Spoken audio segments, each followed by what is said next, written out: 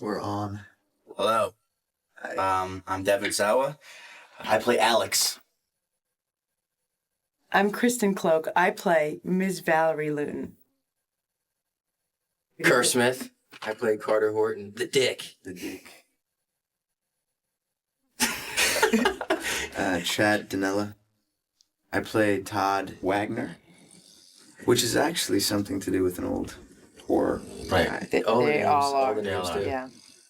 Just for you guys out there, all of the names have to do with old horror guys.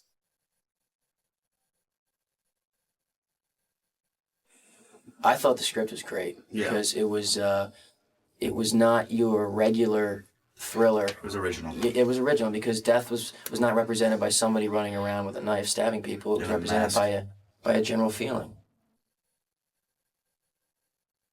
So the screams are good, man. The screams are great. Kevin Williamson's Screams brilliant. are great. He's gonna jump out and kick your ass. But that's why I liked it, and it wasn't about who's going to die. You knew everybody was going to die. It was about how they're going to get it and how long are they going to avoid it. And I didn't avoid it very long. no, you didn't. You didn't. This is what we like to call foreshadowing. The fan shot. The fast forward sequence. Dun, dun, dun, dun.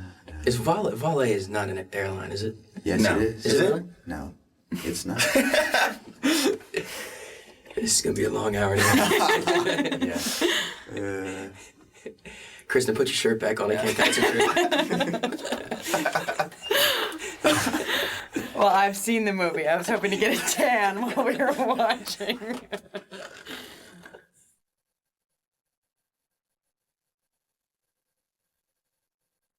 So this is the beginning.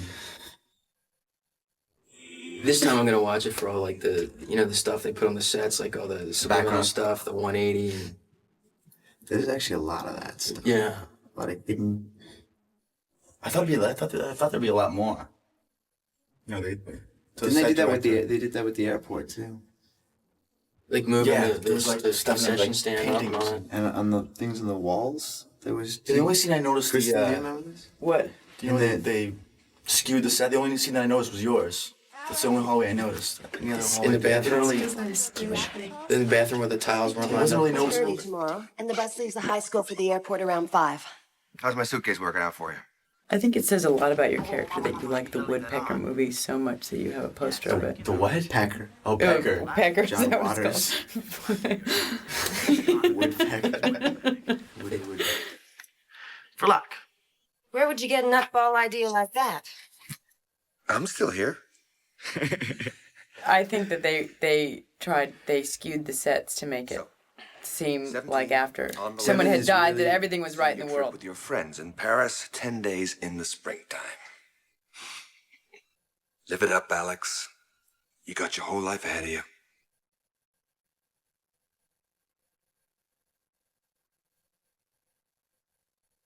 But Devin it is really didn't really- sleeping. in He's this naked scene. from the I waist down. really was He sleeping actually fell in one of asleep. these scenes. Right there. He's like. And everybody moved off the set and just let me sleep after. He's like, We yelled action. he's like, go away. Get up.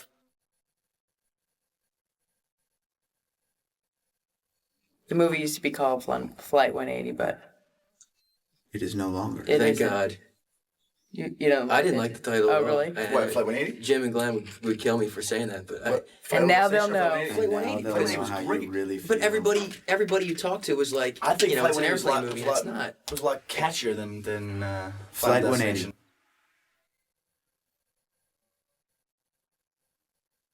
There's Yes. And this is a blinking of the 180.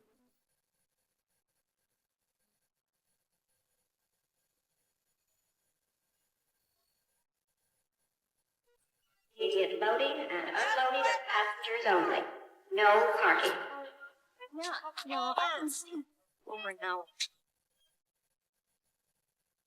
Hey, Hitchcock. What? Let me give you a hand with this, man. There you go. Cardi, dick. Good one. You left this on the bus. Oh. And there's Come on, let's the finish two this. hot ones. There's the boys. Hi, Blake. And that's my brother. I'd like to say hello to him. Brendan out there. Mr. Fair. He was great. Mr. Fair. The teacher. Yes, the teacher was good. Teacher. Mr. Murnau. Was that his name? Murnau. Murnau. Yeah, should Mr. know that. Murnau. Yeah, he was actually really funny. He made me laugh. Yeah. You take care of her. I will. Yeah, he was something else. There he is. That's the best shot of the movie right there. We had this scene where we're supposed to be Wasn't in the that in the background. It's not really in the movie, but we we had the scene where we were in the background talking. And he used to make me laugh on every single take. I was so afraid that I was going to get in trouble because I was cracking up. And I thought if this really stays in the movie, then people are going to think that I'm having a thing with We Mr. shot Murnau. this scene at 3 a.m. Oh yeah, the airport was closed. Yeah. And a lot of times we would fly home on the weekend and we would just stay at the airport. We would never go home and wait for the first flight out. Really? To LA, yeah. We would there was no one in the airport. And we'd be there at like 5:36 in the morning. It was good because Burger King opened at 5. That's when we left for breakfast. This was supposed to be funny and it wasn't. I'm not funny. I am not funny. It was a very sexy fuck off. Yeah, it was kind of a sassy. I wanted him. You were hot. I couldn't help it. You were hot for his bod. Yes, I was acting. I was playing off what I was given. You wanted his Hare Krishna. I had a thing for the Hare Krishna. Touche. There's Honey bastard. So I got my brochure here. Can I get on the plane?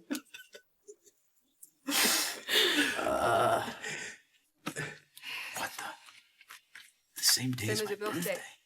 What? What the? September 25th. I was riding around on the golf cart when you were doing slow this scene. push. Here it is. This is scary. Something's gonna happen. We don't know what, but something. Terminal. Thank you. I'll read Airport. for you. I'll read all this stuff for you guys. 'cause I know woman. you can't read. Thank you, Captain Obvious. What's that from? Hey, knock it off. I don't know. They cut so much out of this because Man and I were going at it. I know this is always really They funny. got the hands. Well, there they Shit go. off. Here you go. Thanks. You're welcome. Princess died. She died in a Correct. car crash. Thank you, Captain Obvious. Airplane. They actually blew up a real plane. That for looks this really shot. good. It does look good. You were looking at green screen, right? Yeah. I did there. Was That's, You're acting up a storm. Was I good there?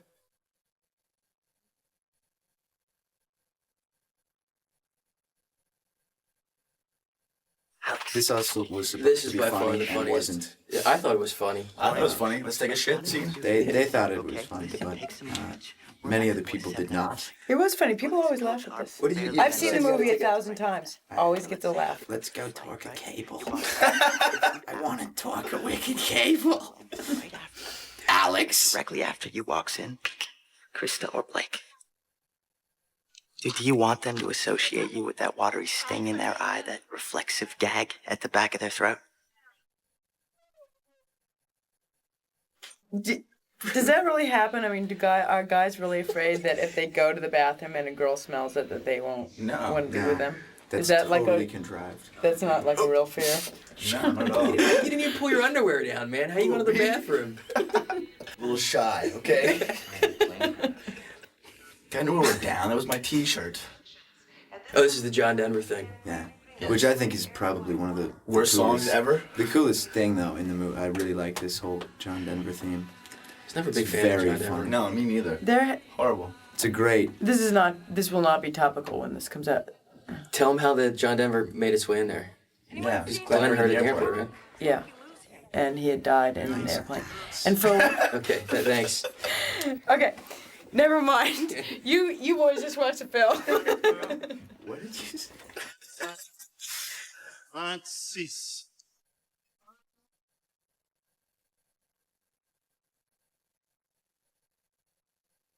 Have you guys done this DVD commentary before? No. It's the first one. every day. So far, I think we're riveting. The studios, I think he's turned off by now. Yeah, I don't think anybody's listening right now. the studios. Like, what the fuck are they talking about? Am I allowed to say fuck? Morons. Hello? They're not listening They're to bored. you. I asked them. Oh, we're okay? Can we curse? It's like, oh yeah, go ahead. I guess it's a rated R movie. I would think so. They know what they're buying. Go ahead. All right. There's John Willett. That was a production designer on Where? a little Driving the car. driving the cart On under the the trolley. thing. Yeah, he was the guy who's. He was skewing some sets there. Yeah. That baby was a great actor. That's a good sign. Younger the better to be a fucked up guy to take down this plane. No, this guy. So real. The guy Yeah, this in guy's actually good. with the face mask on. Yeah, there you go. Look at that shot. But the funny thing is that we were sitting at the bar at the set. Was it you that was sitting with Glenn and I at the table, and he came over to Didn't he have like a to our weird table? And he had like a weird punk rock girlfriend. He was introduced. I was to. surprised I he know, wasn't at the premiere. He came with a bunch of different people, and it was startling to see him kind of like in his Walk. yeah without well yeah sans palsy. It was I just like to say that my character is potty boy. Right now I'm talking about a urine infection. Yeah, that was. I want to take a shit. which is Brilliant kind of what line, I man. I can't. do take a shit. I always laugh actually when you say you have a urine infection. Bladder infection. Yeah, I always laugh at that. But the funny thing is that you're worried about, having them smell your shit, but you're not worried about exposing a bladder infection. Right. Which just shows how stupid I am more than anything else. Which I always think is kind of funny. let's talk about. What's with their outfits? This blue thing. I'm so sick of seeing that damn shirt of yours. What shirt? The one you Yeah, that's a really obnoxious How do costume. you really feel? Get off the wall, you wallflower. The best is the wardrobe, like, with so different labels on it, to, like, ties and, like, shirts and stuff. It'd be like a Hugo Boss, like, sewed onto, like, like a cheap tie. Sorry, I'm late. He is Sean, funny he is as really hell. funny in He the was movie. really- Hello?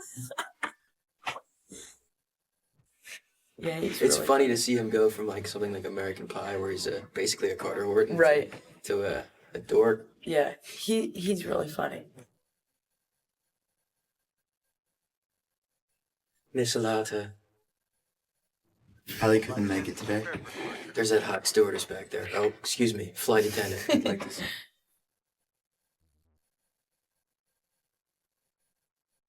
And the guy who's the flight attendant is Randy Stone. Yeah. What's he up to these days? He's a producer. I don't know. He's producing stuff, and he used to be a casting director at 20th Century Fox. He was And the a damn That's coolest how guy. Glenn and I first met him. A damn fine actor. Yeah. He looks exactly. I'm not kidding you. Exactly like a friend of mine. Oh, really? It's It's like scary. Attention! Notre Avec toi! The wave. The gimbal. I hated the gimbal. The gimbal broke 4 times, I'd like everyone to know. Hey, He yeah. kept telling us the gimbal was safe. Yeah. The But whole I gimbal always tipped thought, over at but one I didn't point. think it was scary. I would expect hydraulics it to go blew. on there and not have to really be doing any acting. Well, it kept breaking, and they were I like, was hoping to be like, really afraid, We, and we, I we really should wasn't. explain the gimbal thing. Oh yeah, The gimbal. What we did was we recreated like a third of a 747 fuselage in the studio. there's Randy. Yeah, there's Randy. A what? how do you A know third it's a of what? third? A third of a 747 fuselage When, of a plane. Wow, that's very technical. I For- know. I It's used very to be a specific. pilot. Yeah. He's a math genius. And we put it on this big gimbal, like 25 feet up in the air, and then there's this And a stunt gimbal coordinator is- with all the power in the world with a joystick. with a joystick, and he's crazy. But It's crazy. outside of the gimbal, it seemed like it was going to be really terrifying because it went up and down at 90-degree angles. Well, practically. and the first time we tried And- to do the, when we got in it, when we were actually filming these scenes and they're on close up and you're supposed to be terrified. I mean, you're scared shitless, basically. I mean, you're dying in a plane. And then when it was actually happening, I didn't think it was that it scary. wasn't that bad, but It was pretty fun. Sean and I took Dramamine just for the hell of it because Oh, we really? were bored. And I was asleep through half of the scene, I think. Which is not a good thing when you're in a plane. Yeah. And here's the other thing that I was a bit disturbed by. Okay, you're dying. This whole thing is going on. You're pulling for the oxygen mask. I mean, let's talk about how little that's going to do. I mean, Why rip it off? yeah. I mean, This is great right here. This is the trailer. Well, And apparently, the girl, and of course, you know, when you're actually doing this, people are not really being pulled out of the plane. You're reacting to the girl still sitting there, and she's reaching her arm out, but Styrofoam yeah. boombox hitting you. real boombox. Yeah, I'd been a bad actor. I was playing with that thing. Bad actor, and Now the fire was a little Jim hot. took Did it that out hurt on me. right there, Devin? A little bit. A little bit. Now that's what I call a facial. Oh my God. She asked Todd, but he said he had some sort of medical thing. Did you stand up? Devin begins to... This is pretty funny. This little tussle we get in the eye. You ended up punching me. That's what I was just gonna not say. in the, I never hit you. I was supposed to hit you on This was back for the head. This was actually pretty great. Every single time, I mean, we did this like 400 times, and every single time, Yeah. Devin got really, really worked up to the point where we all had bruises at the end of the day, but it was really effective. My arms were black and blue from Yeah. that pilot right there grabbing me every time. It was my fault. And I got stepped on every time. Your feet, I know. Yeah, I I know. was tripping on your feet I know, every every take. single time. But I thought it turned out really good, and it really got everybody into it. It was good. Okay. It was an exhausting day for Devin.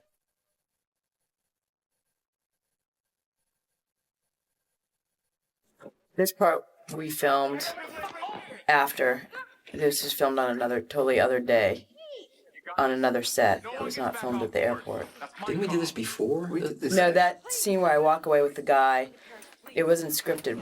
We walked away, and I have to beg him to let us back on the plane. Yeah. And it was actually shot at the studio. This part was shot at the airport, but that part wasn't. One of you can go on the flight, and that's it. Larry. Confused. And You've been getting it on with Murnau, haven't you? yes, Yeah. Lewis and Murnau. and I just want to say that all my stuff for the flight attendant guy was all improv. I made up all the dialogue myself. It's brilliant. Riveting. Yes, quite the actress. Really. And at a mall. Came down to Devin and Big Bobo, 500-pound man It from was one of Texas. those model searches, right?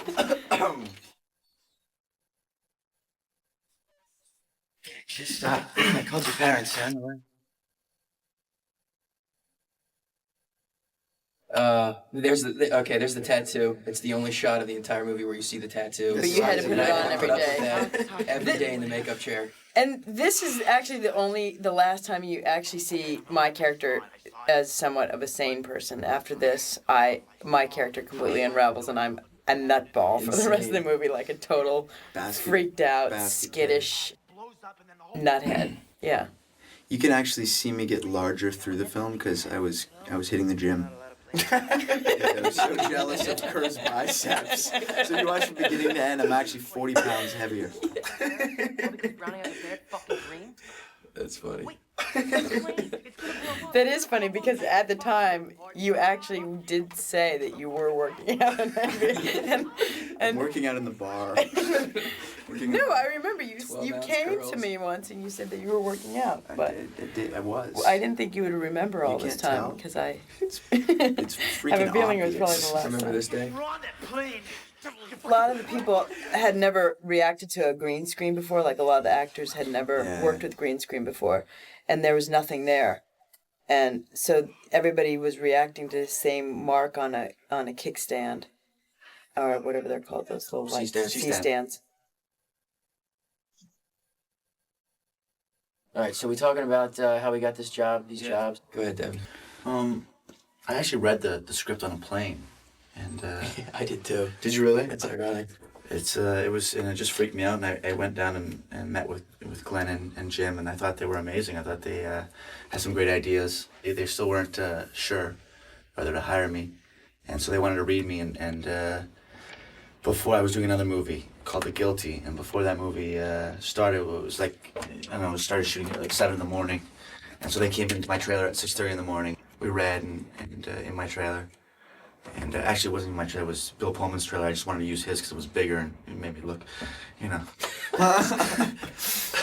Anyways, so we read and I got the part, and that was the gist of it. Thanks, Bill. It was the grease to the mill. Are there any survivors?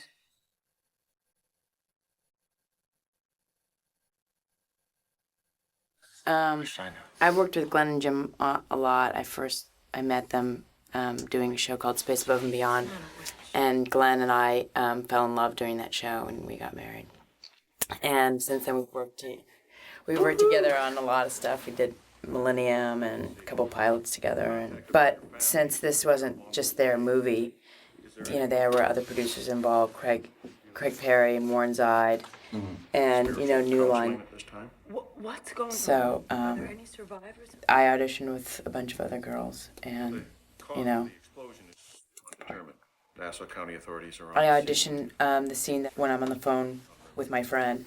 I prepared it very emotional because I thought that she was pretty wound up at that point. And then Jim Wong said, okay, you've already decided to leave, so bring it back. You're more composed. So I did it more composed. So on the day of shooting, I sort of prepared it the way I was directed. When we got there, Jim was watching it, and, based on whatever had happened in the movie, he wanted it more emotional, which is not the way I had prepared it. So it was sort of like on the spot, I had to sort of like change my whole feeling about it. Back to what you did originally? Back to what I did, way originally, which is not the way I had prepared it going in that day. And I usually like to sort of, when I have a kind of a heavy emotional scene, it's one thing if it's emotional and you're pulling back because you can sort of do 3 steps forward and a couple steps back. So it was kind of weird. It was like all of a sudden I had to just kind of be there, which is fine. I mean, it's, you want to be able to give a director whatever they want at the time that they want it. That's sort of what you're there for. Well, he gets it when I want it. Can you erase that?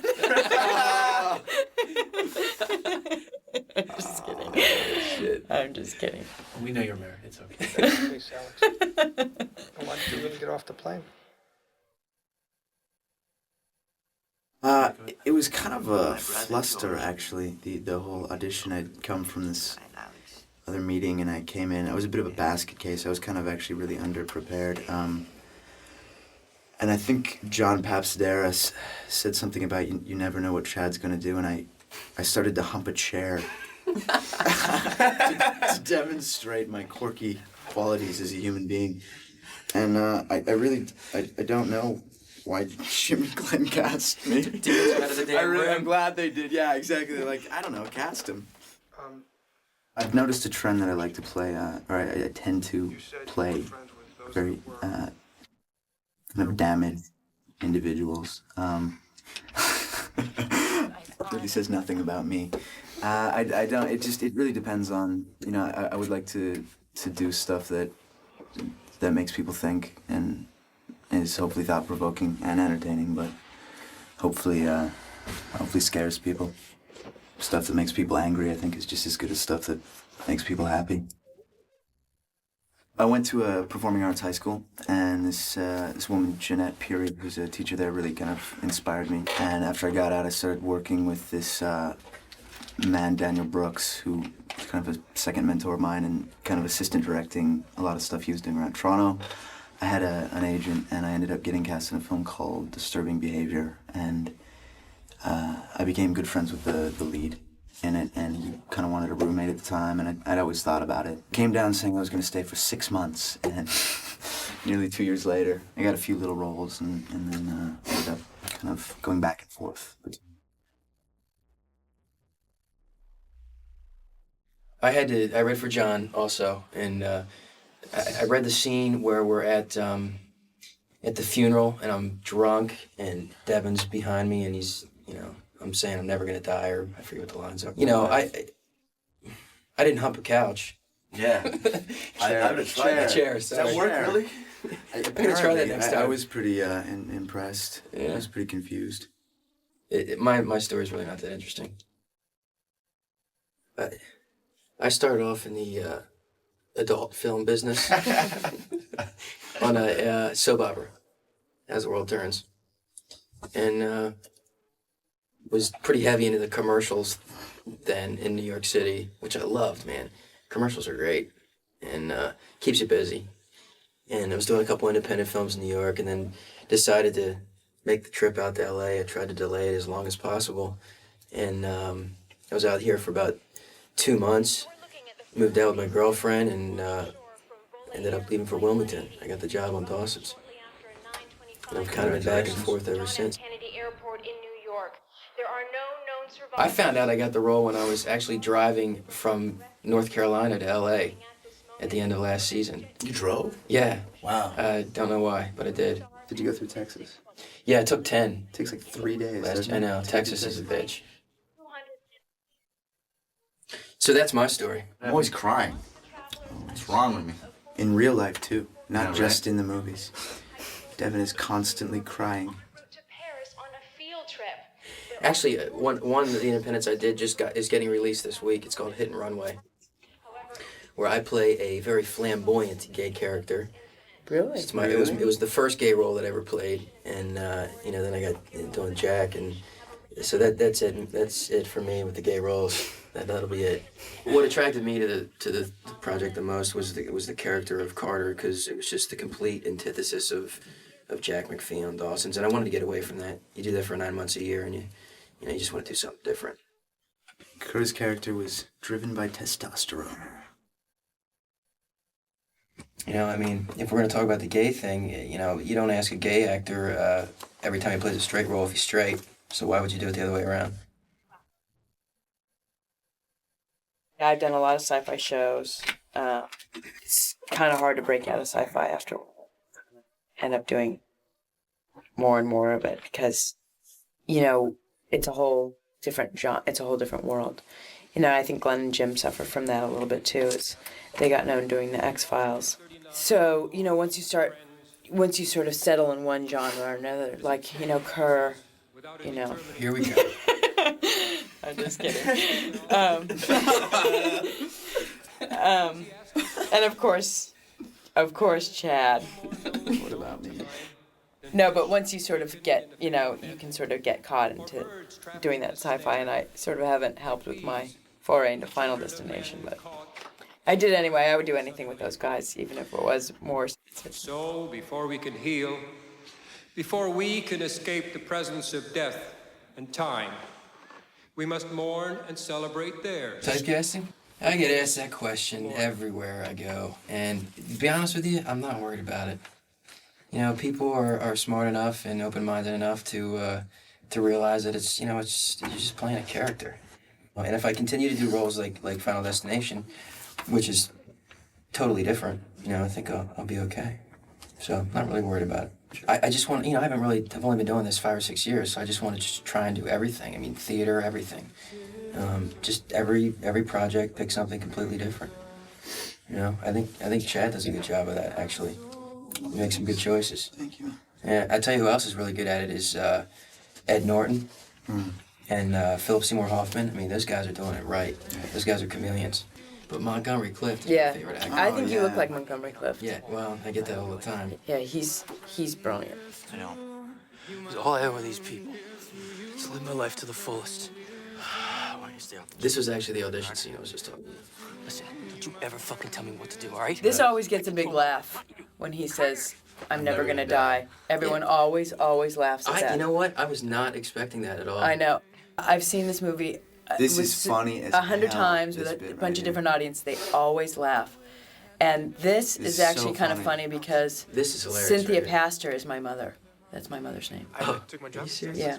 Oh my God. Yeah, he These- says if I all ask these Cynthia, hidden references. if I ask Cynthia Pastor to dance, will she say yes? Or if I ask her out, will she say yes? And so, whenever my mom has seen this movie, she always feels really proud that her name made it in. We have this tradition in Wilmington where every time one of the cast has a movie that comes out, we all go together to see it. And, that's nice. Yeah, it's fun. And, it's always been a dream of mine of going to the theater and seeing because this is the first time I've seen myself on the big screen. And I've always had this image in my mind of me, going to the theater with a hat on and sitting in the back row with my little Coke and popcorn. And it finally happened. It happened a little bit differently. But we went in, and we started watching the film, and it was just crazy to see how people reacted to some of the things. Like, for instance, the one thing you were saying, when I say, I'm never going to die. Yeah. People laughed. They and I laughed. didn't understand. I was like, that was not supposed to be funny. Yeah. And it was just strange things like that. The bus scene, people laughed. Because I think when you're just, like, blown away by something like that bus scene, you don't know what to do, so you laugh. And I thought that was pretty cool. There's some good reactions. I mean, I was watching people's reactions. I mean, people were on the edge of their seat. People were talking out loud. At first, I thought it was rude, but then I was like, you know what? That's actually a pretty good sign. I better go. This thing Miss Luton showed me in class, they're gonna let me read it.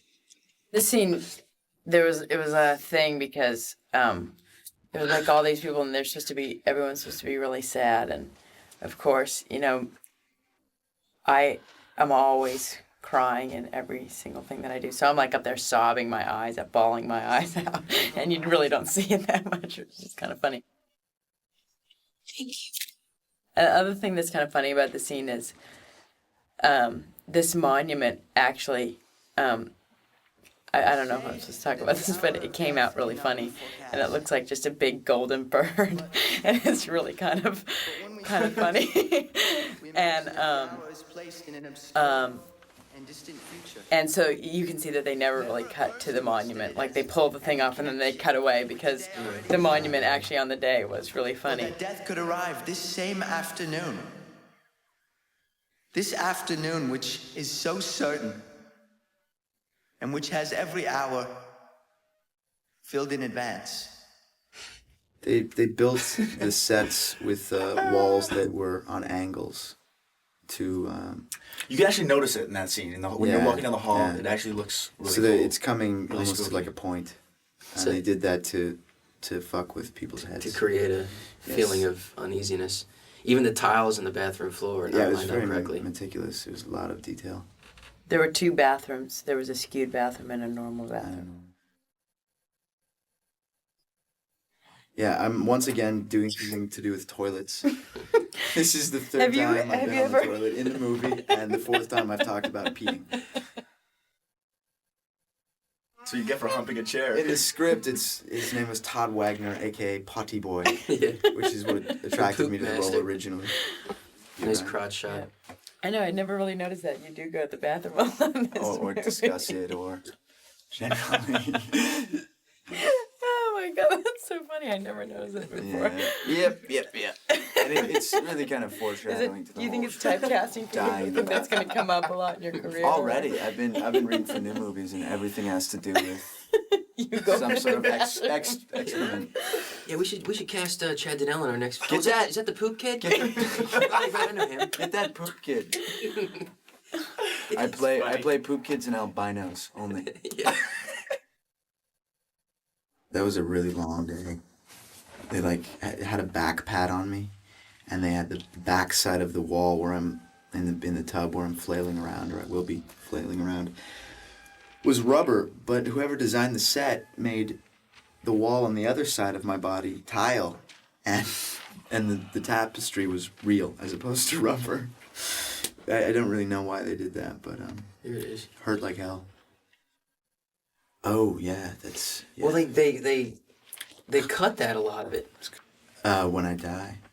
They went to the next scene with your voice overlapped. It's because just. We were trying boring. To no, I'm just kidding. Absolutely. I was in 4 additional scenes, but they were all really bad, and so they just cut them out. It actually in the script it's a voiceover. Well, maybe it'll be on the DVD. Yeah, right. There's actually only one, and it was really the last person to die. Yeah. Originally, I was Alex Browning, and Devin was Todd, and they cut around it. I got screwed on that deal. Back to that penthouse thing, that Playboy. That is the weirdest cut. You're looking at Hallie Larder's picture in a newspaper, and then you put it down, and then you grab a Playboy. A penthouse. Are you gonna punch the clown or what? Well, in the script it says. Yeah, that he feels guilty for dealing with himself with Allie's picture, so he decides to go to the Playboy instead, because she's more like a sacred person. Water, green death. Is that John Denver again? Those aren't my real feet, I'd like to say, and that They're also not? wasn't my real ass in the toilet. Mine is much bigger. This one your real feet? This one your real feet? Who was it? I don't know. Inserts. Someone. Oh, you too cool to do the foot shot? That's what I said. That's what I said. I said, I'm out of here, guys. I didn't know it was going to be that extensive. It took a while. I mean, they were really good. We had a great stunt guy. But I mean, with stuff like that, you just really kind of throw yourself into it and suck it up. That faucet's rubber? No, the faucet is steel. Isn't that your back? Yeah, and I didn't understand because the wall is rubber. The tiles that my head are on right now, it's rubber tile. That's weird. That thing where they shoot back to the ducks, Glenn was sort of supervising some second unit stuff, and he wanted a close-up of the ducks, and everyone thought that he was crazy. But I think it's so scary when you cut back to that just those little animals watching him die. When does that happen? And it was shot in second unit, and they put it in, and it actually really, it's just a small little thing, but it really adds to the eeriness of this scene, I think. This is the scene that when I saw it at the premiere, I called my mother after and told her not to go. She's not seen this movie. Has she seen it? No. She hasn't? She wouldn't enjoy watching. Now, the thing that I don't get is that... My mom's seen it a bunch. She loves it. No, I'm just kidding. Isn't this the only time that, like, death kind of retracts itself after the death? Yeah. With that water that just went back into the toilet that he's been pooping on. Oh. Yeah. Shut up. Stop it. You know what I mean? It doesn't happen with yours. No, but death does come, like, there's like a sort of like a death kind of prophecy thing, like with the bus. You see it before it actually comes. And there's a like shadow. There's a presence of there's death. a shadow in a lot of... And like on my tea kettle, there's like a shadow of death. That was an awful day, too. When I had to be inside of a black body bag for 12 hours. Have you ever been in a body bag? I didn't. I have, yes. Let me tell you, when I did X-Files, I died. They put me in a body bag and they zip me up and they wheel me away. I'm in a body bag, zipped, and the gurney collapses and I'm on it in a body bag. Let me talk about frightening. It was really bad, yeah.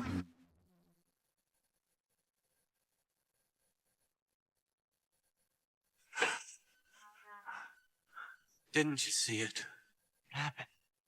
You caused Todd so much guilt over George staying on the plane, he took his own life. No. James Wong is great. Look. He was our craft service. makes a mean sandwich. You should be getting here with lunch anytime now. James Wong was our director, and he was amazing. He came to set, knew exactly what he was doing, and you know, all the time, knew exactly what he wanted.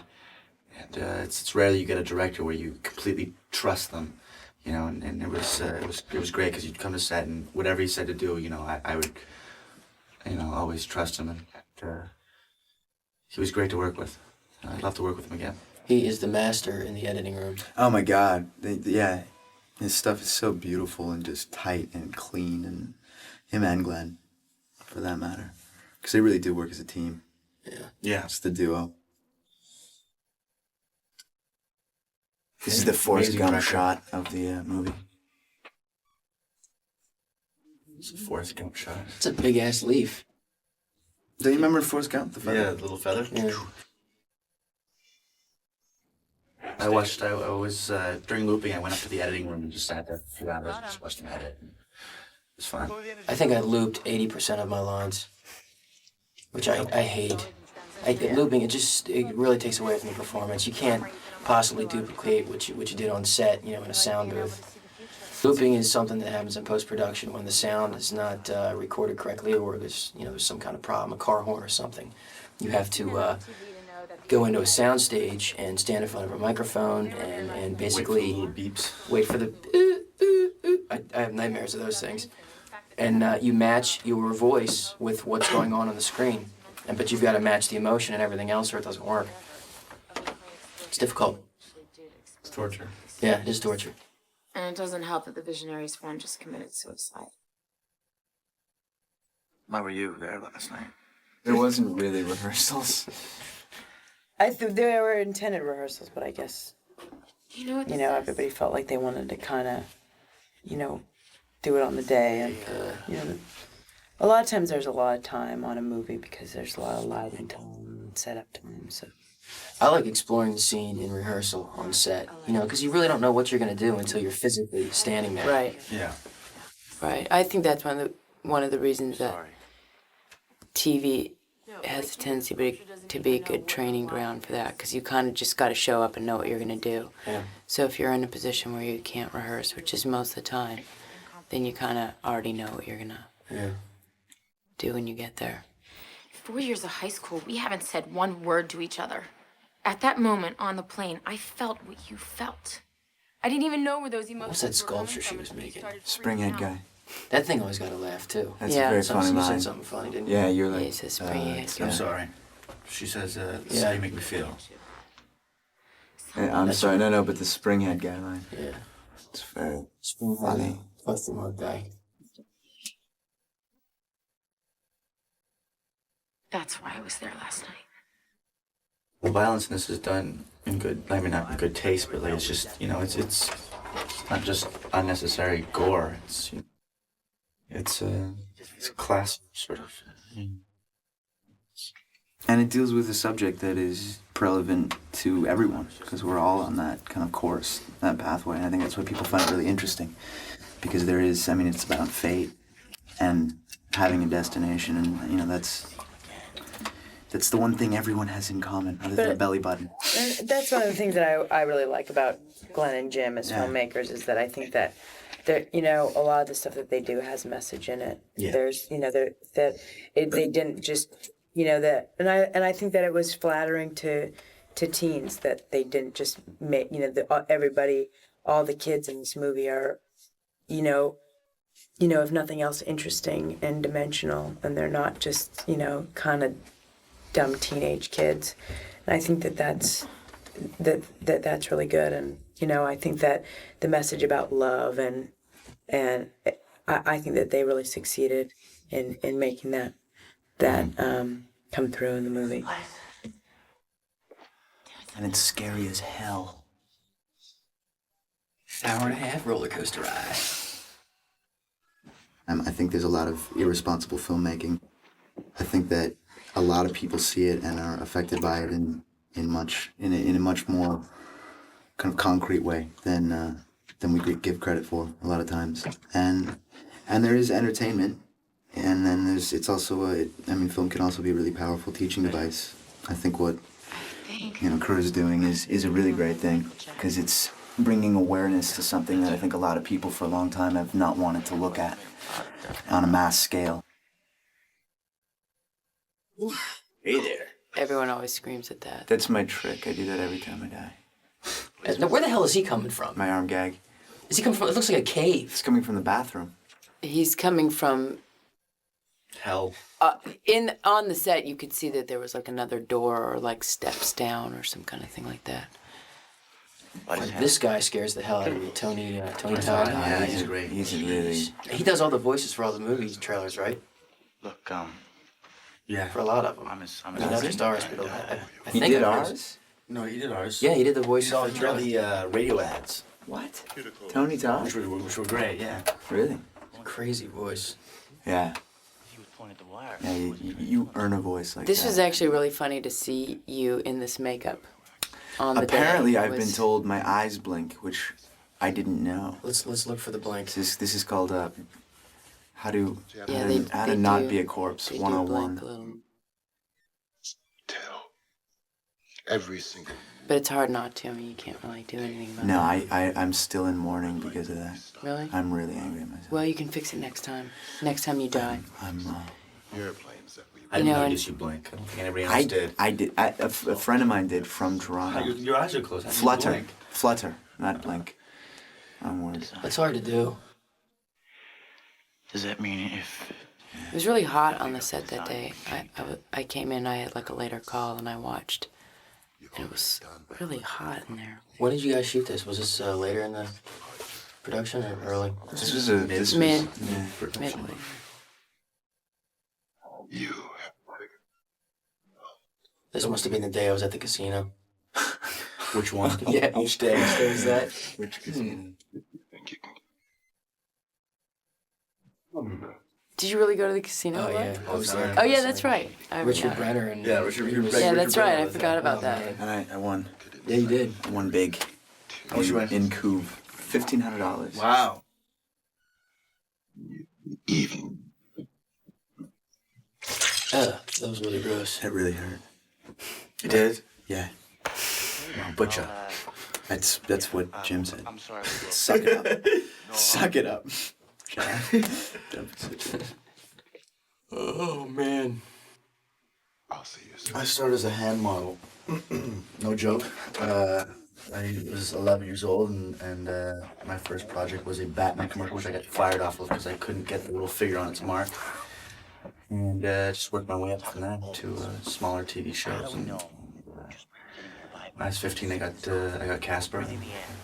Or even crossing the intersection that we haven't started in motion. The events that will someday lead to our Well, you see, my cousin was doing theater, like a small, like, back alley sort of theater thing, and I wanted to try it, and I did. It was really a way of channeling my energy in school. I was kind of bouncing around a lot in school, so. I did a lot of play building. I did just, I don't know, a lot of stuff. Nothing huge or big. You did Puff the Magic Dragon. Did You missed out. well, Brutal child. I did a play called The Magical Toy. It's close. Yeah. It's close. I played the toy, which was magical. Sounds good, but I was just a box that spun around. Had no lines or Not so anything. I magical. just jumped and what? No, I did a lot of theater, a lot of acting classes. I worked with a man named Harold Guskin. Went to film school.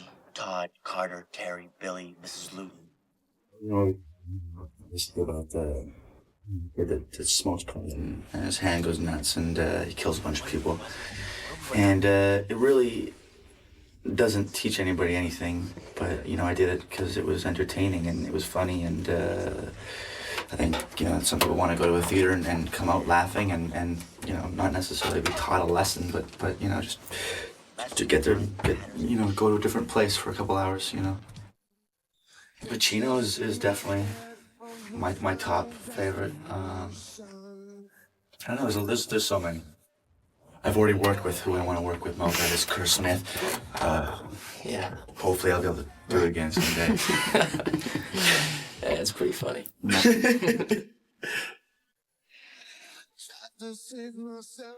Gary Oldman's big favorite of mine, and Ed Norton I think is really, really good. I've been actually stalking this guy Devon Sawa because he's he has been in his garbage can for years. It's true.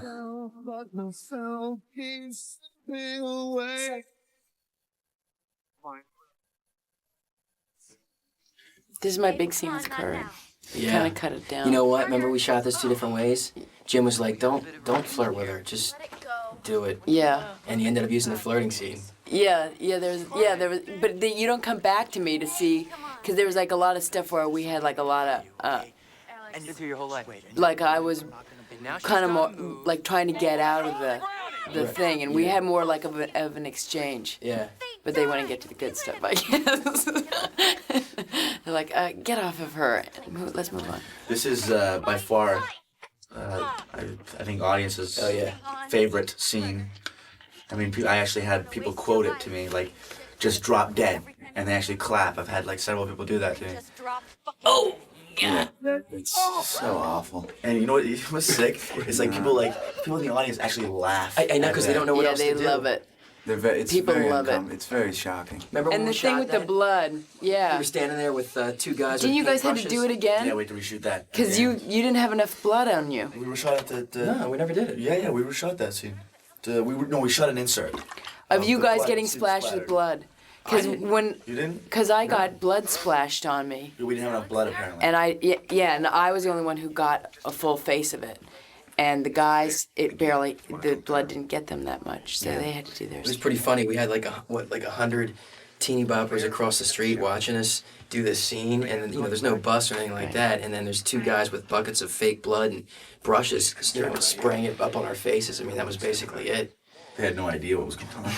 And that's actually a good Jim story. Well, it's not that good. I'm not a great storyteller, but Jim just ruined the story already. Jim came over to me. We're doing the scene, and before with Kerr and I, and Jim comes over to me somewhere in the middle before taking. He goes, just so you know, when we do the blood, you should really be, and he doesn't really ever say, it should be really animated. You should have a big kind of, and he doesn't really say the words, but I know Jim well enough I kind of know what he's talking about. It's because I think that Jim doesn't want to overstate it with me, but he doesn't want to understate it because we know each other pretty well. I mean, he's like a family member to me. So there was a little bit of that, like he doesn't want to overly tell me what to do, but he doesn't want to not tell me what to do. So basically he's like, saying to me in so many words in the sort of carefully constructed Jim Wong way. And he's pretty direct, actually.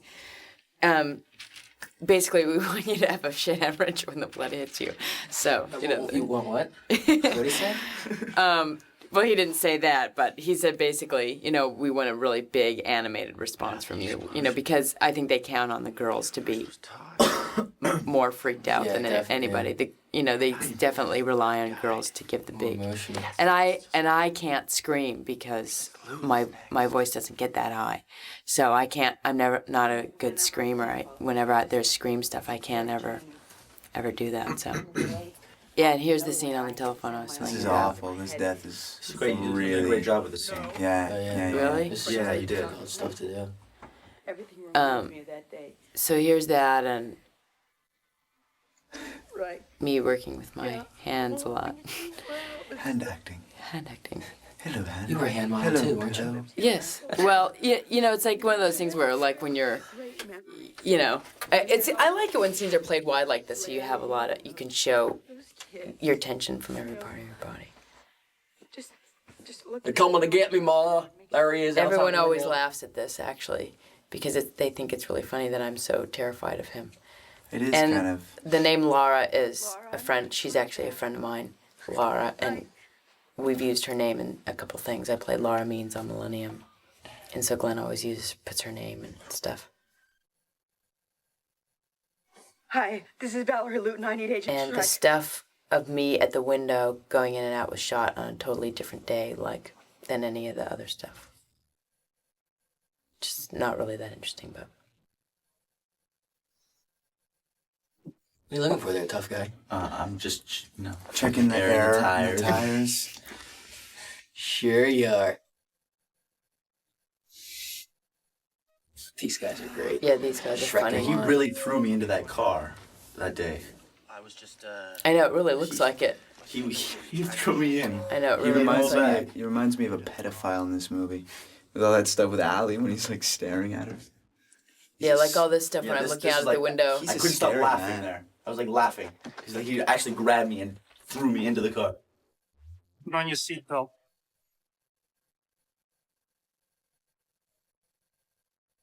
And then this thing, they couldn't get the curtains to blow up just right because they used these little like something that you use to clean a camera with to get the dust out, like a blower, a little blower can. And they couldn't get the window to actually. That little window blow took like an hour to do because they couldn't get it to blow exactly the way they wanted it. It's also bad. Dan? Daniel. Roebuck. That was great. Really Funny guy. Yeah, really funny. Hysterical. Very funny. Really nice guy. Yeah. Sweet guy. He played Jay Leno. Yes, he did. He did a great job, too. Yeah. Yeah. This actually is, despite the fact that I love Glenn and Jim dearly, my most hated line in the movie, and I have told them that to have to look at that record and say Mom's favorite was Yeah. really hard to do. It was really, really hard because, you can't. I mean, it's just so far away from any truth that I know. It was really acting. That's when everybody in the audience goes, oh. Yeah. But this is kind of funny. They hold on it a couple minutes, like she's really enjoying it. And then she's like, yeah, I love this, I think that's funny. That's like, I like the way they held on it. That's like an editing thing where normally you would just kind of cut out of it, but they let it sit there a little bit. It makes you uncomfortable. I never asked. There's a funny line at the end of this scene with Oh, yeah. Roger and Yeah. Daniel. Oh yeah, that was all improv. He scares me. You scare me. Was it really? Yeah, it was all improv. They just did it. 6 lives and everybody in my They had a really funny relationship that way too. I mean, driving in the van with them to work was like, it was like a kind of like a Abbott and Costello bit. I mean, they had whatever the dynamic of these two guys was that you see on film is sort of became their dynamic in life, and it was sort of Roger was the straight guy. I mean, it was just they had it really funny. This is a tea kettle, which you had to wipe it, and like a lot of the stuff is you have to be angled just perfectly so that they can put all that CGI stuff in, and you have to. And there's nothing there, but you have to react like something's really there, and you saw something, but there's nothing there. So it's kind of like, and action and turn really fast, kind of thing. Which is fascinating for everyone. And there's the towel and the knives, which ends up to be bad for me later. That is not a good thing. And people get really nervous when they watch a movie and they see this. They're terrified that I'm going to light on fire. There's all these possibilities of you dying. And those are not my hands. That's my hands, and not my hands. That's a match. It's pretty thin. I'm not. It's really I'm not doing it. It's really not my hands. Like for real. You came to our attention at first because you were under suspicion of this plane explosion. Robot. Comma Daniel. And we were ready to move on. But then the other survivors. What's your hairdo there? I didn't like my hair in this movie. While you were at the scene, and now tonight we pick you up at Val Luton's. I felt like it looked like a helmet. Nobody has control of life and death unless they're taking flight. It sort of resembles a helmet. Me that no one else wanted. I'll back you up on that. Thank you. That was actually an alternative title too. Helmet head. Boy with helmet. Helmet hair.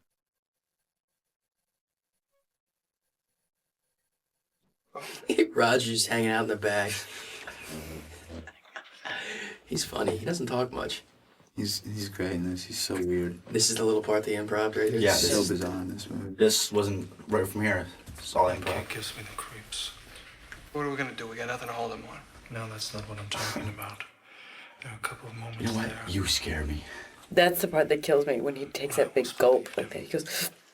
I can't believe him. I know. Don't take this the wrong way. But sometimes you give me the creeps. All improv. They're great. Yeah, look at that look. Perfect. There I am. I'm having some tea. And I don't know if sometimes this But is. fuck it, let's have a drink This is instead. clear. What happens is I'm scared because I see that it's the Mount Abraham High School. Now, where did that come from, Mount Abraham? Do you know? Is that... That's the school that you attended. No, I where did the name come from? Oh. I thought it was Abrams. Thanks. It's probably Glenn has the Abraham Lincoln thing. Okay. That's the best I can come up with. I thought it was Abrams. I never really looked at the. Oh, maybe it is, but I think it's Abraham. Are you drinking tequila? A vodka. What kind of vodka was that? Miss Luton's and Alky. But what I think is funny is that it's gushing out the cup and I don't notice. And Glenn and I always laugh at this when I'm watching the movie. Look at what I really need to take with me on my new house. I think that's funny. And this, you can see the knife in the background on the window. How'd they do this? This is pretty cool. Yeah, this is a great This is shot. like all just insert unit. stuff. Was that second Yeah. unit?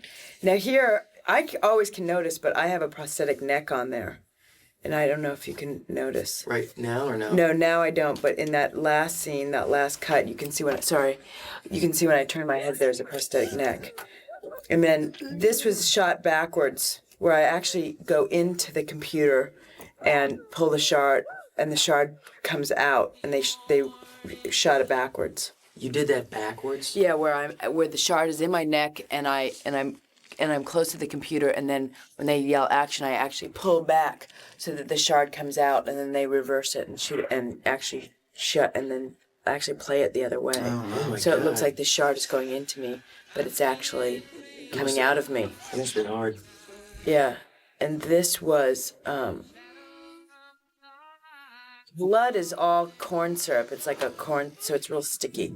Yeah. And all this stuff we did it over and over and over again, where I'm, bouncing off the table, and it was a whole kind of thing where you had to establish that the chair falls but not completely over. And at this point, I'm actually buried underneath the floor, and there's a prosthetic body on top of me.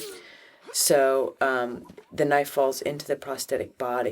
It's your head sticking out of the floor? Yeah, I'm buried underneath the floor, and my neck and my arms are out of the floor, but the rest of my body is in. I went for a body cast, and they body cast my whole body. Those are your arms too, though, right? They're my arms, yeah, but just my neck and my arms are out, and that's actually a prosthetic body. And it's erased now, but the knife is on a little wire, and that falls into the prosthetic body and comes up now. This part was actually scary because I'm buried underneath the floor, and there were these big fire explosions. So if the fire fell, everybody else could jump out of the way, but I was stuck underneath the floor. So that was actually really frightening because it was really hot in there, and they had to put it all out with fire extinguishers after each take. Billy's always on his bike. Weirdest places. And originally, in the original script, they lit me on fire too. But they figured after they put a shard of glass in my neck, had me fall from an explosion, put a knife in my chest, that lighting me on fire would have been overkill. So, although I am lit on fire, theoretically, you don't see it. Dude. Why is Billy riding by the house at like midnight? Where is he going? Because he needs to see Devin leave the house. That's why. Oh, right. He's on the way to the 7-Eleven to get some I Twinkies. think that it would be in the best interest of your safety if you called us. Now, here's my card. I can't wait till this comes out on DVD. That's gonna look great. Yeah. That's my new hobby. I'm collecting DVDs. I don't even have a DVD player, but I'm collecting them. If anybody's still listening, I'd like to say hi to my mother. I'm assuming they're putting this alternative ending of the film on the DVD. I'm assuming it's on there. Yeah. But just check that out. It's pretty cool. It's a totally different ending from the original. Have you seen it? I've seen the last scene. I haven't seen Allie getting pregnant. What about the love scene? Yeah, you guys Is get it on that the back in? Is it We don't want that. What are you doing? The only sex. It was. Sarah's name should be on this wall. Go trim down. What can I say? I don't think it wasn't needed anymore in the film because the ending originally was Allie has a baby, which is mine, and it didn't look like my baby. It actually looked like Kerr's baby. It's a darker baby, but yeah, it got. They didn't need the sex. I don't think anymore. It wasn't necessary. Who wouldn't want to make out with Allie Larder? She's a beautiful girl. It's fine. Love scenes are fine. I enjoyed working with Allie, and so it was easy. The love scenes are tough too because they're so technical. It's like they're not passionate at all because the director's like, okay, turn your head a little bit farther. You're blocking Allie. Right. Very blocked. Would not be enough to let the burn. So yeah, no, I've had lots of sex scenes. I mean, I'm a girl. That's what you're hired for. Yeah, of course, yeah, I've done. Really, that. which movies? Yeah, I'd like to. I've never actually been naked in a movie, but. Damn. I mean, not like sex scenes, but lots of scenes where you're, making out and. Kiss and they cut to black. I know. I was in the only women's prison movie with no sex scenes. What movie is this? A woman's prison? I did. I starred in a movie with David Keith, and it was a women's prison movie. What's it called? It was originally called Hotel Oklahoma, but then they changed it to like Caged Heat or Caged Fear or Caged Lesbians. Yes, some kind of cage thing. And there is like a scene where the warden comes on to me, but and she's female, but that was it. So. Nothing happened? The warden? No, I was offended, which doesn't make for a very good women's prison movie. And put all these, you know, When I was a kid. all kinds of stuff so that they can't by accident show that you're naked, because you know that's always when I first started, you didn't do that kind of thing, you know, you just did. I mean, when I first started, it just wasn't done. I mean, once you were really graphically naked in a movie, that's the only parts you could get. And I remember I was really close on parts, like in big movies, where I would have to be really naked for, you know, people who were, you know, where you had to do whatever they said, kind of thing, where you, as a woman, you were put in the position of, you know, you're going to be really naked for people who, you know, have reputations or whatever it is, and you're at their mercy. So just be prepared if you want to do this part, that you're going to be really naked and at these people's mercy. So there's like times where I turned down big stuff because I just didn't feel like I was emotionally equipped to be in that position. My dad is still safe. That just wasn't, and it wasn't really a place that I was interested in during my career. So I mean, in hindsight, I mean, maybe I should have done it. Maybe, you know, I would be a bigger movie star now. But at the time, it just seemed like I wanted to be known as an actress, not, you know, not known for that. But now I only want to be known for that, so I've changed. So if anybody wants to hire me, I'll be really naked for you. I've never had a love scene I can't go home. in a movie. Right? Because after Mrs. Luton, they're going to be looking for him. No, we're taking you to my dad's cabin in the woods. Well, you know, guys, I mean, it's, yeah, I mean, you're not really hired to be, I mean, naked, really. I mean, guys are hired to be actors and women are hired to be naked. Plus, the male form naked is really not very attractive. Well, I mean, it depends on who you're talking to. I mean, to me, it's attractive. It's just that I just don't think I just don't think that that's the thing that women, I mean, any psychology book will tell you that it's not, women are not attracted to men based on looks, whereas I think that guys will go to a movie if a girl is going to be naked in it. And, you know, generally girls don't care about that kind of thing as much. I mean, it's not a main motivator to see a movie. Whereas I think that for some guys, you know, if they know that a certain actress is going to be naked in a movie, they'll go, which is completely fine and understandable. It's, you know, it's just that, you know, you have to, I think, steer your career in certain ways and, you know, make certain choices. And, you know, I just, you know, I always thought that being known for being, you know, bare-ass naked, you know, and was not, you know, I wanted to be an actress. Let's It's hire more that important. naked girl. Yeah. I don't think it matters as much anymore. I'm getting turned on. Me too. Now I think it's sort of like a PR tool a little bit. I think that you can really make a career based on being naked and not necessarily in a negative way. Really?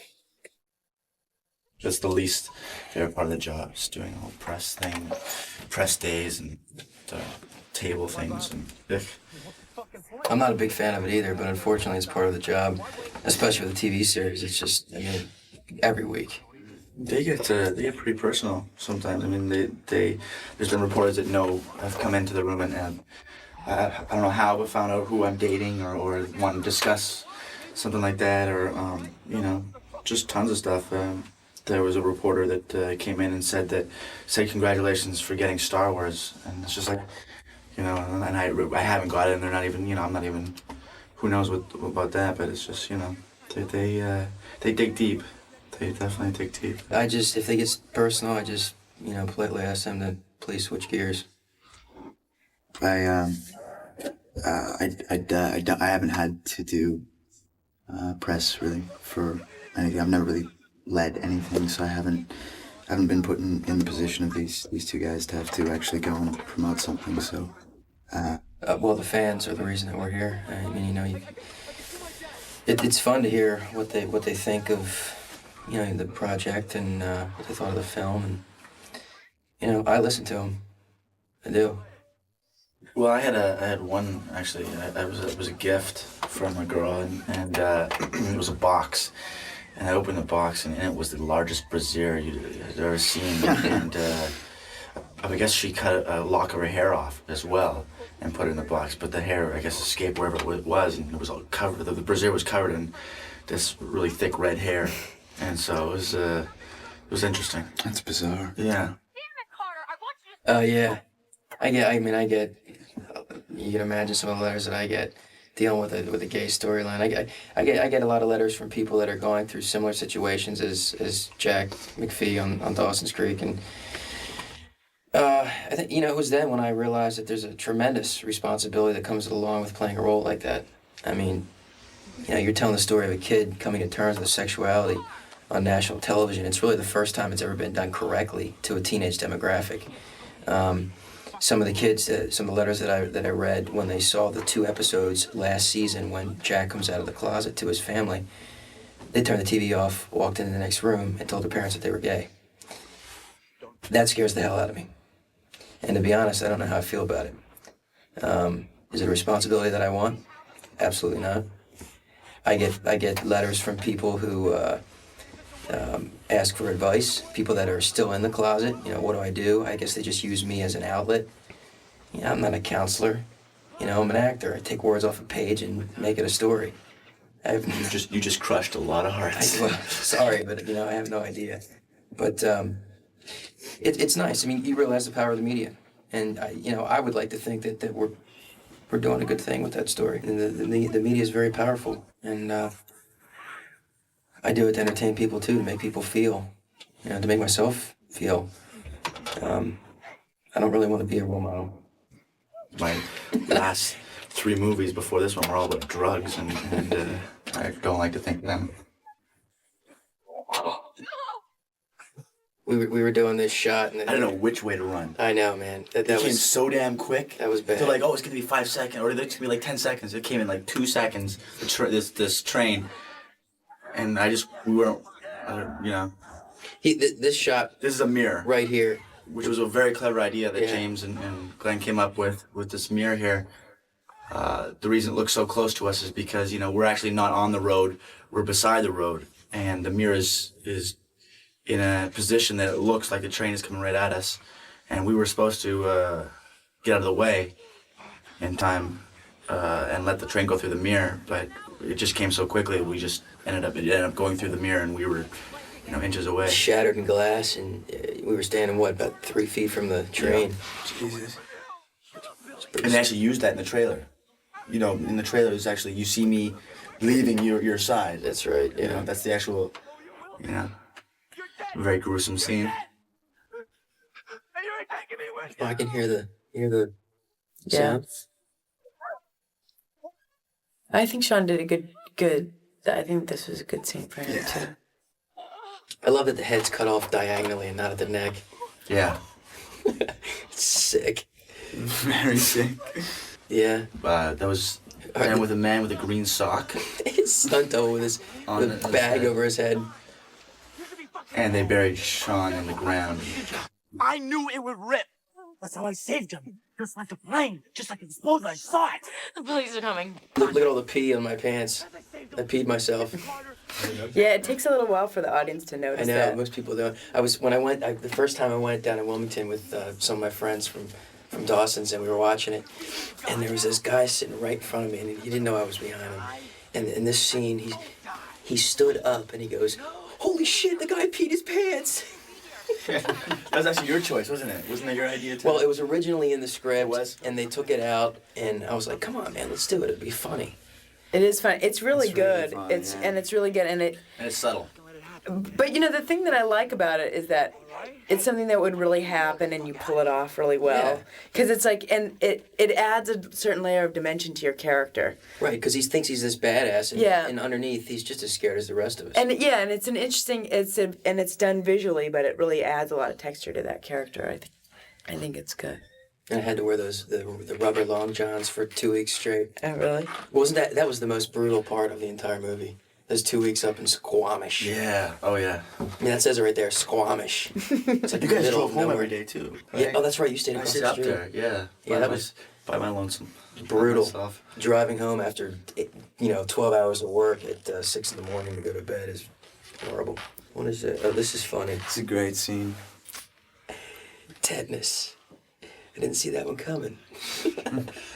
Yeah, like that tape's gonna do a lot of good. You never know. This stuff that I'm gonna eat right here was originally chicken. I don't know, it was like a chicken something. It was like a Dinty Moore kind of thing. Yeah, and it was just tasted like cat food. So I got them to. It really did. And so I got, not that I've tasted cat food before, but if I was to taste cat food, this is what it would taste like. That's another story. Kinky. No, I got them to change it to, luckily they changed it to mushed up banana. Oh, they did? Yeah, I just couldn't do it. Because it really looks like whatever that is in there, and it's You see, the lid's not, really not sickening. the lid's really not Oh, on yeah. there. And See, because you never notice it, because when you're chewing it, it looks like some kind of icky. Look at that. Canned meat. That was brilliant. That's the work real right there. stuff right there. Yeah, because that's what you think it is when you're eating it. It looked like you were really ripping the lid off. I mean, when I see the scene, it kind of makes me a little nauseous. Like, That's banana. oh, that is? That is banana right there. Because it looks like the drippiest, ickiest chicken thing in the it looks world. great. I love the way that you eat this. Yeah, Actually, this is Glenn's idea. chewing it. Me and James, we'd finished it, and Glenn asked for one more, and he goes, "Make your mouth stuff very exaggerated." And I was like, "Okay," and I didn't think it would work, but it actually came out very funny. Yeah, because it looks like you're... Because I'm Searching for bones. Yeah. I don't want to choke or anything. Again with the hair. This actually always gets a laugh. Always. This hook thing.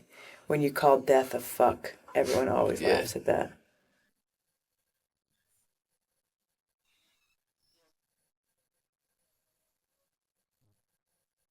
And you go, You look this so whole thing excited. always is really funny. You know, when you talk about the tetanus, that's a good one. That whole thing. Everyone always laughs at this bit. Yeah, you're so crazy at this point. You're just like, oh yeah. Yeah, this is good. Nice one. I overlooked it. Yo, fuck! You tried to capitalize, but I caught you. You fuck. But I think that's funny. You try to capitalize, and I caught you. You fuck. forever. I mean, that's But I good. got this cabin rigged to beat you now.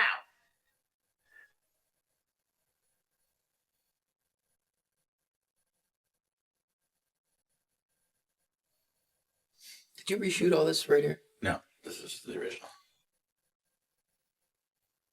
So in the original, you die in the garage, right? The original, it's really is the original until the only thing that's changed is when I grab the electrical wire in the version here, I survive. Like I get blown off. But in the original, I actually stay on and die, and she has the kid.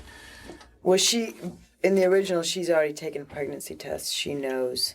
In the original, she took pregnancy test. Yeah, she takes. I didn't know that. Yeah, she takes a pregnancy test.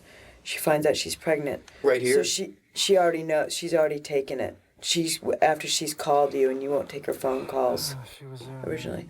And so when she comes down to tell these guys, she says, "I want him alive because there's another life now." And then she hands the pregnancy test to Daniel. yeah, It's got she the little did plus that little, sign. yeah, that little kind of. And Daniel's like, that mine? It's like a little piss stick, basically. You piss on it, and she's handed it to him. No, it's Carter's. Carter's baby. The baby, the original baby it came out like dark hair, brown eyes. This is actually funny, but I don't know if Glenn talks about this, but Glenn's daughter had a nemesis at school named Lakshmi, and I guess they now are friends. Chelsea used to talk about Lakshmi all the time. She became this mythical character who did all these mean things to her, but she didn't really. And so somewhere in one of these papers it says that I'm survived by my two sisters, like Lakshmi and Wabanlatni, or some kind of thing like that. So it's all the goings-ons of second graders. It's hard to keep up with it all. So wait, I don't get this. You talking to myself? You switched seats because of Krista and Blake, right? Yeah. So that put... You thought you were next, but that put you in a different spot as far as the path of the explosion. So that Right. put Allie that put Clear in front of you.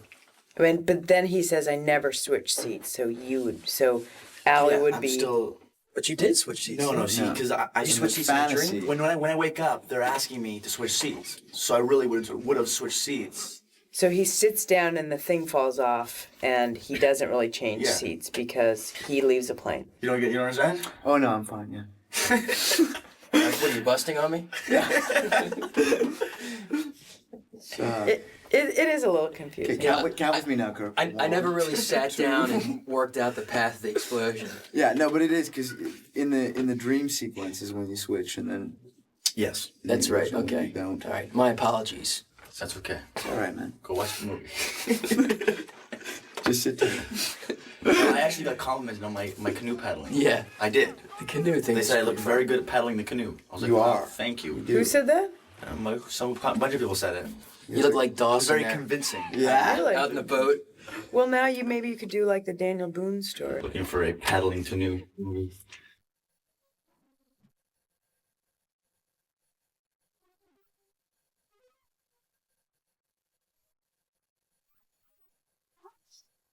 Didn't that dog actually bite someone?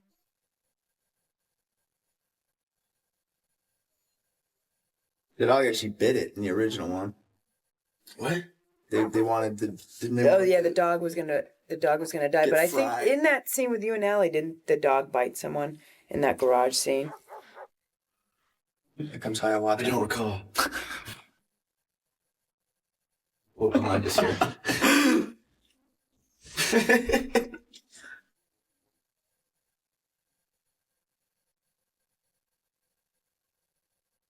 This is great. How'd you do the thing with Yeah, the this fall? is a really cool shot Fell. with the stick. With the stick that comes like an inch from your forehead. Yeah, that's a great. I rolled down a hill and stopped inches from the stick. Alec was trying to help you. It was good. Right? Devin's an acrobat as well. You didn't know?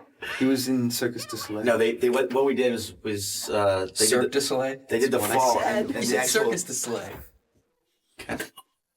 Sorry, go ahead. The actual stick was just me. They had the stick, on camera, and I just basically did a sit up into the stick, and just came inches from it. Cirque du Soleil. The Circus du Soleil. The sleigh. It's amazing. There's Yeah. the stick. They're great.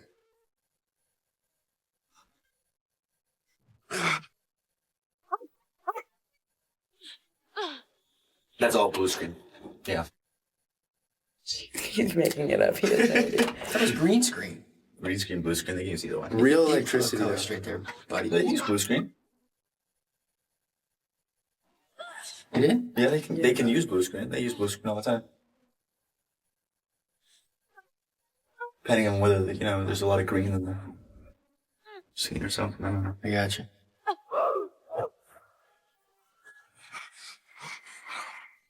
This is all out in. No, it's not in Squamish. I don't know where this was. This was. In the jungles. Some of it's on a set. Jungles of New York.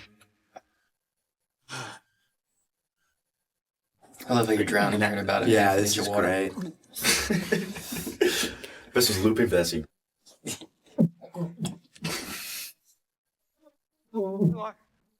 Did you guys loop a lot? Yeah. Oh shit. 2 days. I hate it. I don't know. I don't like it. I don't love it. But, it comes with the job, I suppose.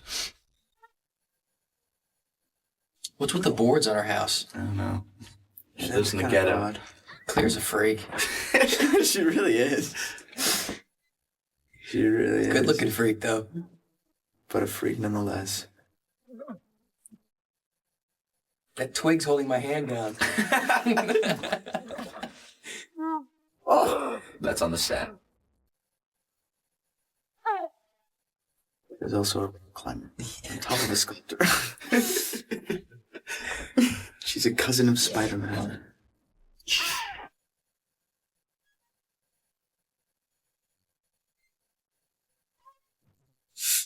Oops. Ow. This is great. I like how that all pops. Following her. Were they actually doing all this? I guess they were doing all this sparks, huh? It must have been right. Yeah. Get in your car. Just blow through the door. You know, at that point, you just want to throw your hands up in the air and go, "Look, fuck it, I can't." You know, there's nothing else that can go wrong. I'm just gonna let it take me. Death is here. Bring it on. I don't know. Let's get it over with.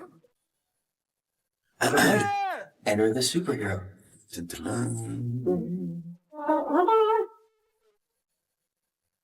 I like the scene between you two. I think this is a good scene. What scene? This? Yeah, between the two of you. It's kind of sad. Yeah. I'll always be with you.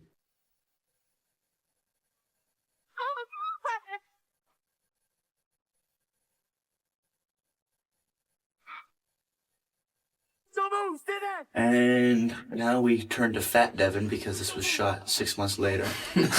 No joke, right? Right here? No, it's coming. Aren't you supposed to lose weight on your run over to the house? Yeah. Instead you gain like 20 pounds? And a tan. And blonde hair. Wait till you see the final scene. You like a double chin. Yeah, but we can get away with that because it's like 6 months later, right? It's actually kind of cool. Did you notice they changed that? It was originally supposed to be, cut to 1 year later, and they changed it to 6 months because it was so damn cold. It was the wrong season in Paris.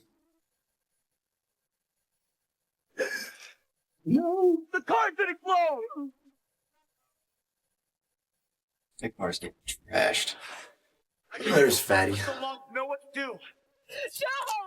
That's. No way. I think that's her original stuff. No, that's not. But yeah. it's yours. It's your new stuff, but it's No, her it's, old they stuff. reshot her too. I know, but I think they ended up using the Oh, they old did? stuff. Yeah.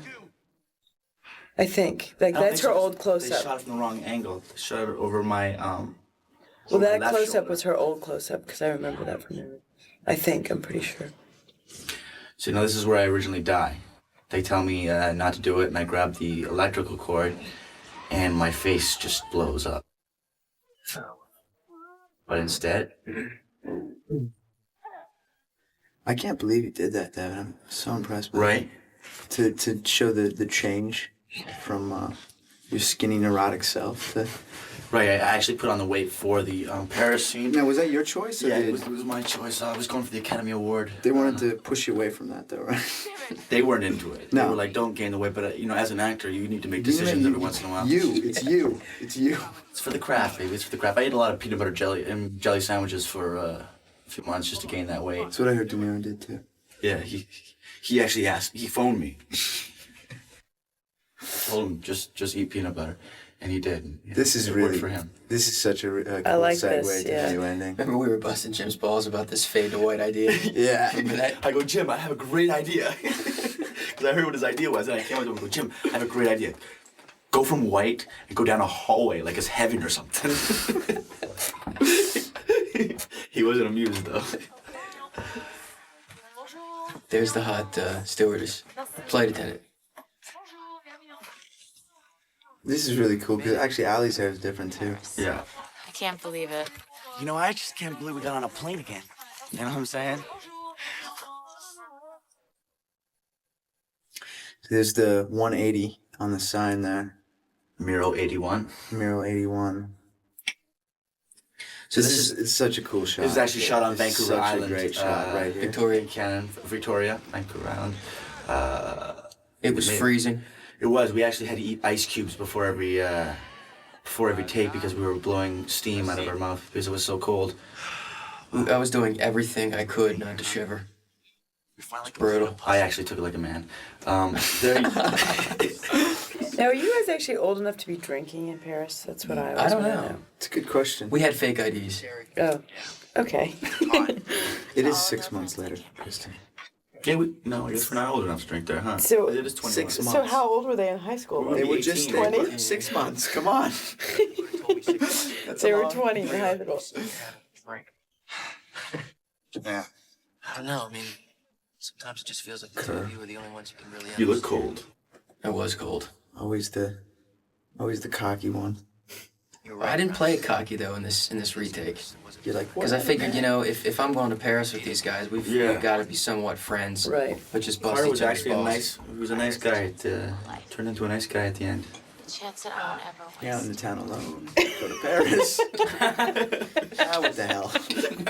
Not that bad. Hey, with these two dorks. What's the sign? They gave me that jacket, that brown leather jacket. They had like They 8 did? of them. Yeah. Really? I love it. That's a good jacket.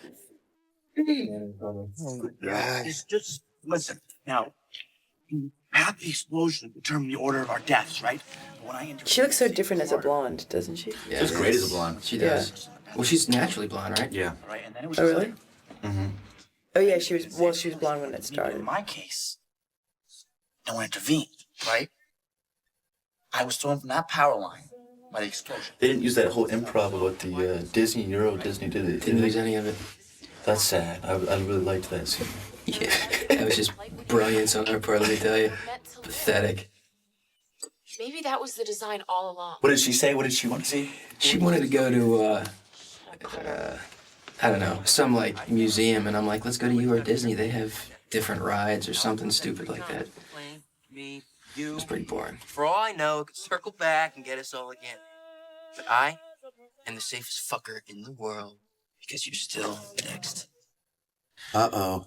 Uh-oh. That's the This- Trouble. John Denver song in Trouble. French. And a big piece of meat. Nails. I love the French John Denver. Yeah. Yeah. That's really funny. And when you see that guy playing it, you're just like, oh my god. No, clear, just stay here. I'll meet you guys back at the hotel, okay? This scene right here. I actually they shot it with a wide angle lens, and It's true. I overstepped my mark by about a foot and nearly got hit by the bus. It came an inch away from me. And they actually didn't do it again because of how close the bus came to me. Really? Yeah, I overstepped my mark I was supposed to be, really far away from it, but I overstepped my mark and It looked close. which I never do. Yeah. This You're one always time. right on those It was marks, just let me this tell you. one time. See, there's the 180. A lot of people don't But notice that. the amazing thing was watching the audience to see the new ending for the first time versus the old ending.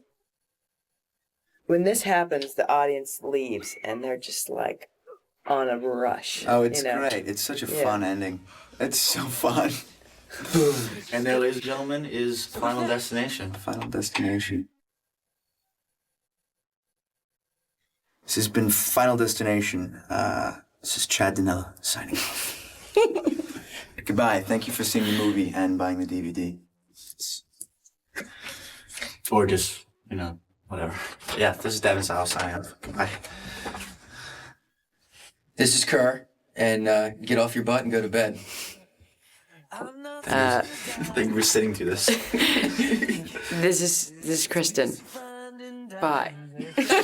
Bye. If it's peace you find in dying, when the dying time is here, then bundle up my coffin, 'cause it's cold down there, yeah, it's cold down there, yeah, it's crazy cold down there.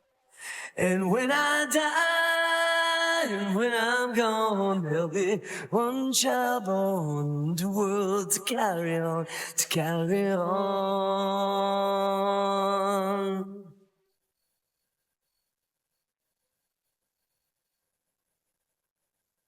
My troubles are many, they're as deep as a well. I swear there ain't no heaven, and I pray there ain't no hell. Swear there ain't no heaven, and I pray there ain't no hell. But I never know by living, only my dying will tell. Only my dying will tell, yeah. Only my dying will tell. And when I die, and when I'm gone, there'll be one child born in the world to carry on, to carry on.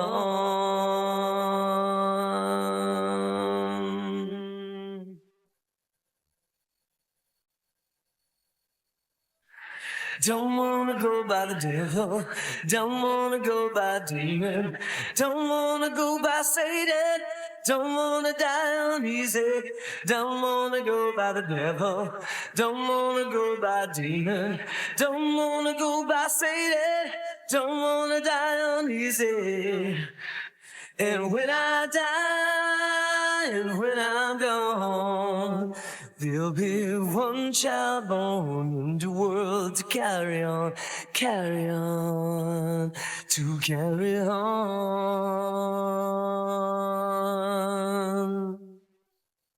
Mm-hmm. Don't wanna go by the devil, don't wanna go by demon, don't wanna go by Satan, don't wanna die uneasy, don't wanna go by the devil, don't wanna go by demon, don't wanna go by Satan, don't wanna die uneasy. And when I die, my troubles are many,